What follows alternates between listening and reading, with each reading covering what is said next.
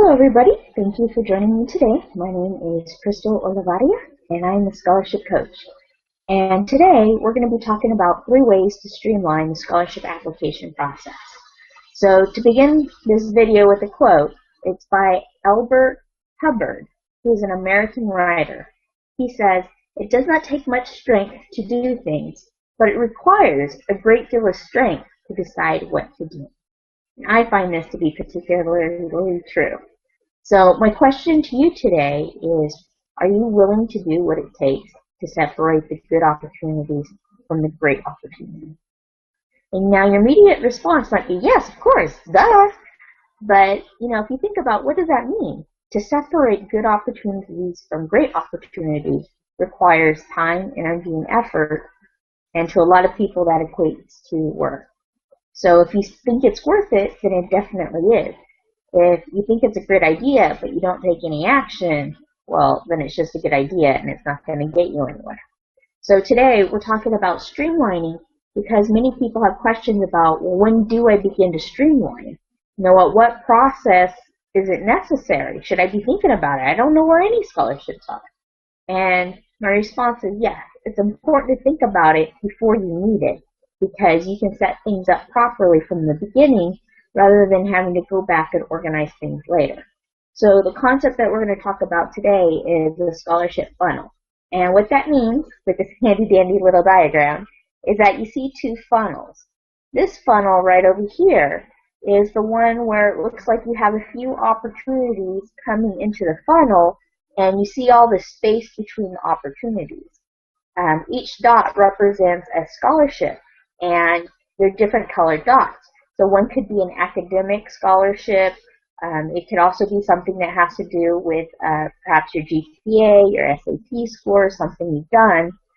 And the other colored dot, the green dot, represents other activities that might be fun scholarships or scholarships that are non-academic that you might think are interesting. It could be art scholarships, photo scholarships, poem scholarships, scholarships that require essays about maybe bullying, cyberbullying, or other things. So this is what happens. A lot of people get stuck on this side because they don't know where any of the scholarships are. They're out there looking for them. They're out there finding them. A few start trickling in. And this is where a lot of people spend their effort. When you're over here, you're looking for scholarships. So you don't have many scholarships to separate the good from the great ones.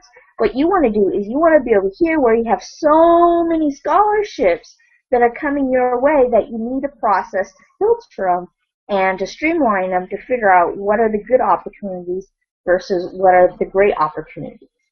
And there's several ways to do this, but certainly in the beginning you'll start by looking for scholarships, and I'll talk about this on other videos as far as where you can go to get individual scholarships, where are the secret hiding places to be looking for them. But eventually what you want to do is you want your friends, your family, your loved ones, teachers, guidance counselors to basically recruit scholarship opportunities for you and bring them to you. So on this side of on this funnel, this is where you're looking for the opportunities. Then you move over to this side of the funnel, and this is where other people are bringing opportunities to you, and that's why it takes a lot less work to be on this side than it does on this side. This side, you're spending your effort looking for the scholarships. On this side, you've made it to the point where you're spending your time sorting the scholarships rather than finding them. And what you want to do to build momentum to get to this part is you're going to want to go ahead and create a list of the different scholarship opportunities. So you're going to want to create something that looks like this, where it's going to be the due date with the scholarships. You're going to have the date, and then you're going to have the name of the scholarships with the amount.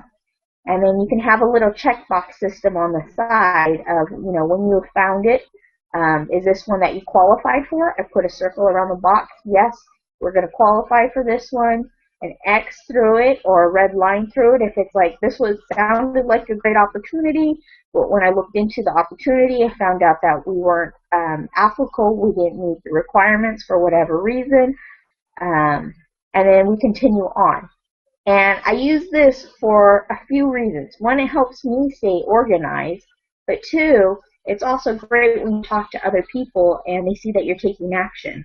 The whole point is you want to provide social proof that you're doing something. You are using your time wisely, and then other people want to help you more. Because they feel like if they give you a scholarship and hand something to you, that you might not do anything with it. But they see you organizing the information and using it, they're like, wow, they're willing to take more effort to help you because they see you helping them. And in that way, you're setting off the work for someone else to do it because they're willing to do it, they want to do it, and that's part of the streamline process. So step number 1 is create your funnel. Create your funnel and understand that you need to go from the side with searching for the scholarships to the side of actually sorting through them. Step number 2 is to create a list that you can use as social proof to other people to help engage them into why they should be helping you. You are keeping a list. You are keeping track of the opportunities. And the third thing that you want to do is create another page with even more checklists so that you can keep track of why you deserve scholarships. And make a list for academics, a list for community service, a list for work experience, and a list for recommendations. Because what's going to happen is as you start applying to more and more scholarships, you might forget an important detail, such as a great organization you work for, how many community service hours you did, an honorable mention, and you don't want to forget that. So you want to create a list that you can use as a cheat sheet, because this cheat sheet will eliminate time of you having to go back later and think about, well, what did I do? How did I get it done? And the whole point is to reduce the amount of time you need to get through these scholarships. And after a while, it'll come to you very naturally because you'll keep telling the same story over and over and over again. And that's the difference between the 2 different types of scholarships. One is academics or something that relies on facts. They're facts that you can use, specific organizations you've worked for, specific circumstances that you've been in that you just recite over and over and over again. And then you have other scholarships like cyberbullying where it's more opinionated and you can do different ideas.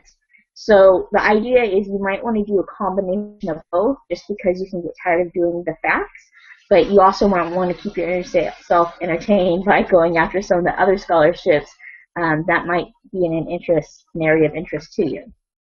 And one of the things that I encourage you to do is when you create your list is to put it in something like a clear plastic protector sheet, like a binder ring. And this is something that I created. It's a checklist. It's very colorful. As you can see, there's 4 different quadrants and there's 4 different areas. And the great thing about making something visual like this is that this is something that you can show other people. So it reminds them of what you're good at or things that they didn't know about you.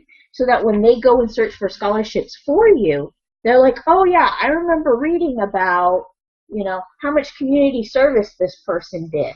I'm going to recommend scholarships, or I know my local Rotary has scholarships, or academics. Wow, I didn't know your grades were that high. This is really great when it comes to family get-togethers and other things like that. And then on the back, I would keep your list of other scholarships that are going because then people can see it and they might pass it around and be like, wow, this is impressive. They might tell your aunts and uncles and other people who see this might tell their children, wow, you need to do something like this. And what it does is it builds your credibility and respect so that they want to help you out even further.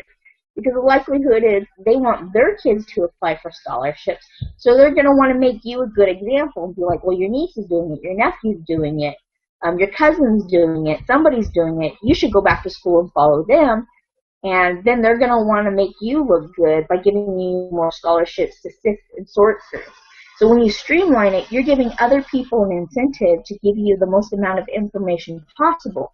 And over time, what will happen is they'll start to sift through the scholarships based upon the information that you find out. So the more time you take to fill this out as far as your as far as your checklist, and filling out the 4 quadrants with the academic, the community service, the work experience, and the recommendations, the more time you spend communicating clearly, the easier it is going to be for other people to figure out whether or not other scholarships are going to be a good opportunity for you. And the last thing I will say is that make